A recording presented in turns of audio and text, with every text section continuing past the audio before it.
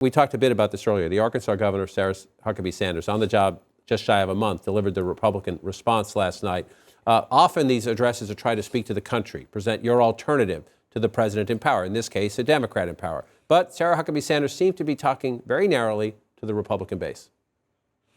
He's the first man to surrender his presidency to a woke mob that can't even tell you what a woman is. Whether Joe Biden believes this madness or is simply too weak to resist it, his administration has been completely hijacked by the radical left.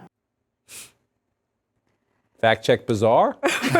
Right. You know, these are notorious things anyway to pull off the rebuttal.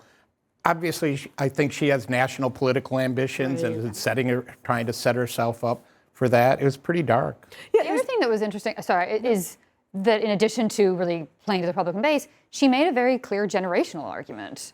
She spoke about the fact that at 40, she's the youngest governor, that President Biden is 80, called for a new generation of Republican leadership.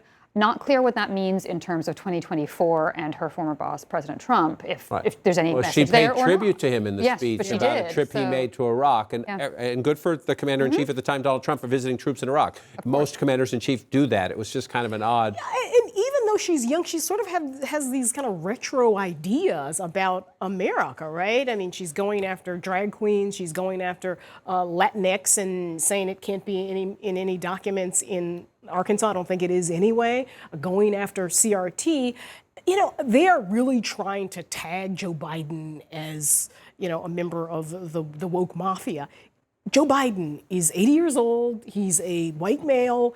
It's very hard to do that, I think, but they are going to keep trying. And I think it doesn't stick as easily to Joe Biden as it would have to like Hillary Clinton or Barack Obama, but this is kind of what Republicans have done. I think it's less and less effective going forward. I think culture wars have worked for them in the past.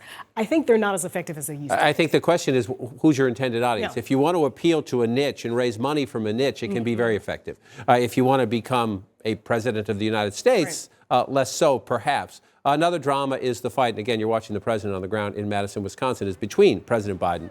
It's Rick Scott, the Republican senator from Florida. It was his Social Security plan the president was referencing last night. He said he wasn't going to name names. Well, Rick Scott, instead of taking offense or instead of saying I've moved away from my plan, says, bring it on, Mr. President, with this ad. The president's about to go to Florida, Scott State. Here's an ad.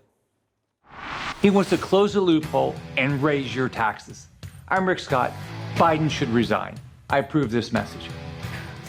Ron DeSantis is your candidate of choice in the presidential race out of Florida. Rick Scott has been bumped off a committee by Mitch McConnell because he challenged Mitch McConnell in the Senate. What is Rick Scott's claim? Rick Scott is an extremely intriguing character because he leads the Senate Republicans. He loses his seat and he tries to become leader. And now he's going to get into this fight with Joe Biden. I think if you asked Mitch McConnell, he'd prefer that Rick Scott resign rather than President Biden.